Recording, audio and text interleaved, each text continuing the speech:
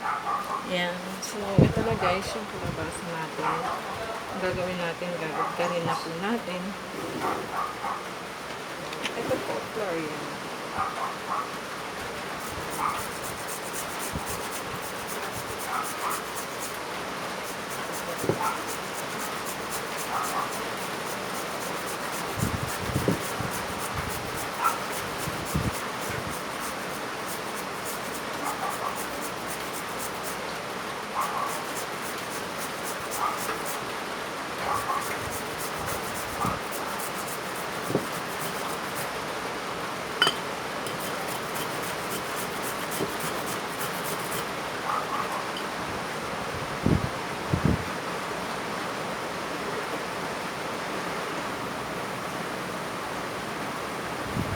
Bali guys, yung kalabasa na binili ko po ay 10 piso lang.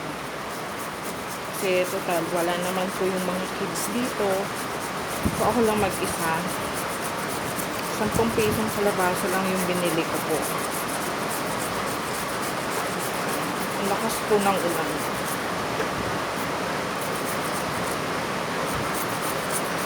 So kailangan sa pagkain natin, kailangan tayong maging wais.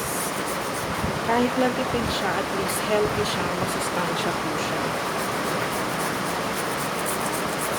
Isa to sa mga paborito ng mga anak ko na ulam tuwing nagluluto ako ng ganito. Gustong gusto nila. Diba?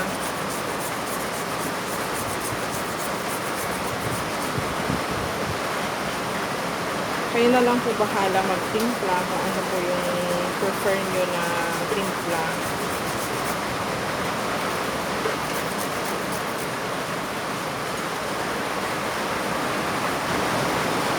Ayan. So guys, ito na po yung kalabasa natin na nagadgad na.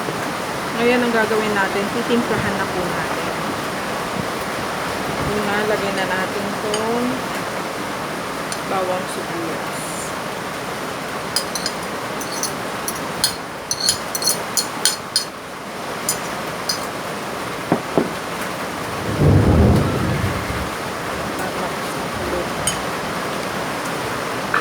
Tapos, asin, salt. Ginagamit ko po iodized salt. Guys, kayo na kung bahalang magtimpla nyo kasi ako, yung timpla ko, ano lang siya, hindi siya maalat. Hindi ang maalat magtimpla. Tapos paminta, pepper.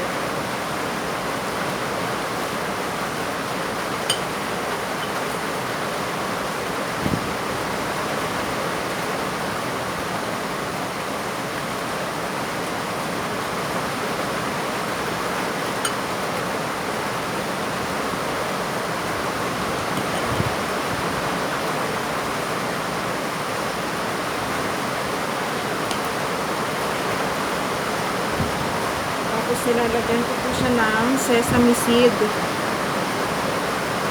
Sesame seeds pala kasi madami.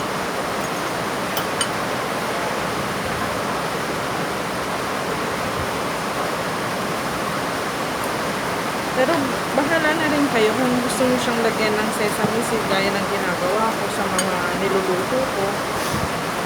Kayo na kung bahala kung gusto nyo or hindi. Optional lang po naman. Ito ay trip ko lamang.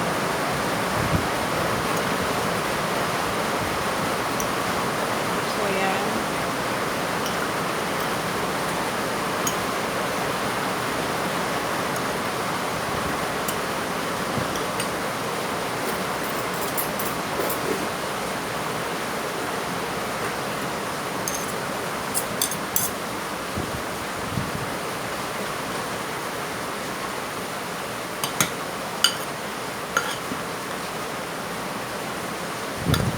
Haluin lang natin. Muna. Halu-haluin lang muna natin, guys. Ayan. Bale, ako po kasi hindi ako masyadong mahilig maglagay ng mga pampalasa, mga seasoning mix, katulad ng mga magic sarap, hanggang kanya. Hindi ako masyadong gumagamit nun. Kaya, Pagka may ganito ako sa bahay, may ano po ako, may honey, iyon po yung nilalagay ko, o kaya brown sugar instead na seasoning mix. So lalagyan ko siya ng konting honey para medyo manamis-namis siya, instead na magic sarap ang ilalagay. So yan, konti lang siya guys.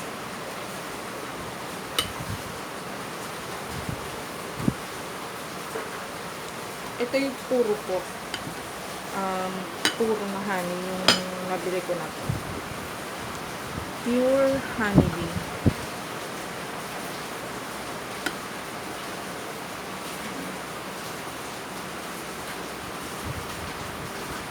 Ano pang bago? 100%. Tapos may DTI, FDA siyang nakalagay ko. Tsaka yan. 100% natural.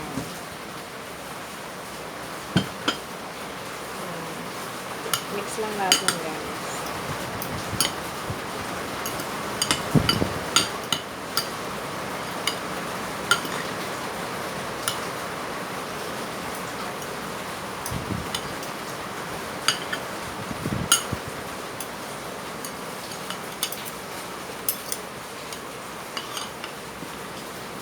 Saka na po natin ilalagay yung egg.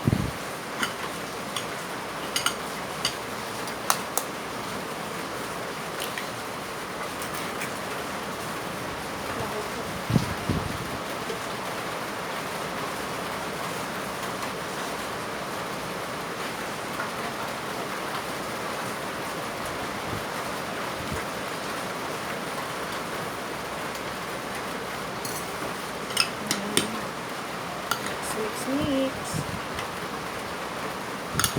Halo-haluin natin.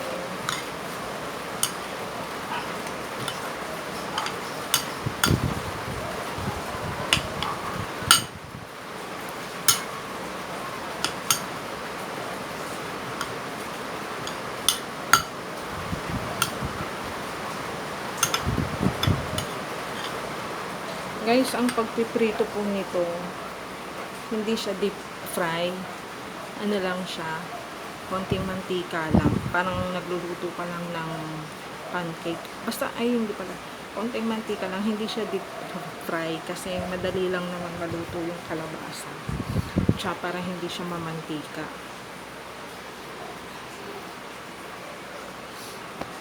Tapos ito na, lalagyan na natin ng flour.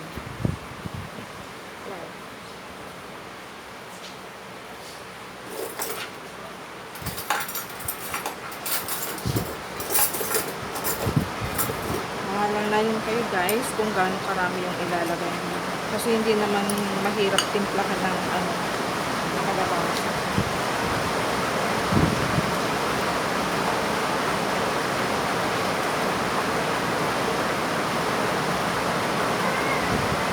Apat na kutsara yung nilagay kong flour.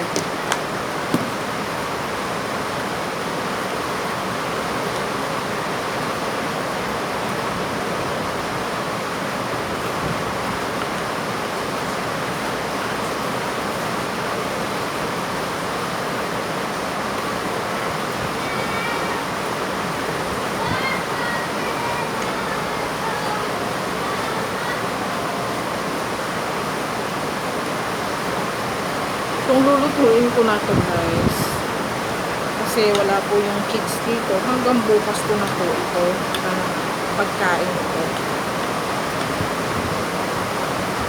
Diba? Tipid siya. 10 piso kalabasa, isang itlog 7 pesos na itlog, isang sibuyas tsaka bawang, tatlong tatlong gloves, butil lang ng bawang nilagay ko, tsaka paminta yan, asin.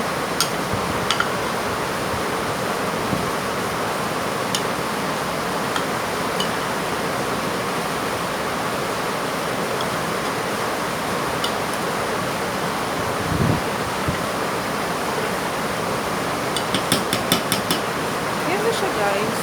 O, diba? Ready to, ano na siya, ready to fry na. Ngayon, kung gusto nyo medyo, malapot pa, dagdagan nyo na lang po ng harina. Ako, okay na ako sa ganito kasi. Ayan. Ito, prito ko na po. Mamaya, kuhanan ko pa rin after na naprito ng ginawa kong kalabasa bukoy. Saya siya guys.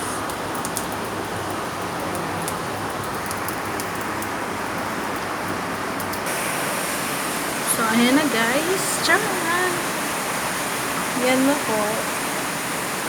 Yan na yung talagang 10 pisong kalabasa. Bali, 7 piraso po yung nagawa ko, nailuto ko. Ayan. Ayan. So, hanggang bukas na ng tanghali po yan na ulam ko. Maraming salamat po. Sana may natutunan kayo. Thank you sa panonood. God bless you all.